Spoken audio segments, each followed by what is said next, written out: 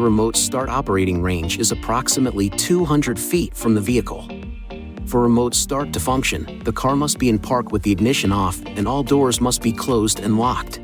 Laws in some communities and states may restrict or forbid the use of remote starters or require a person using remote start to have the vehicle in view.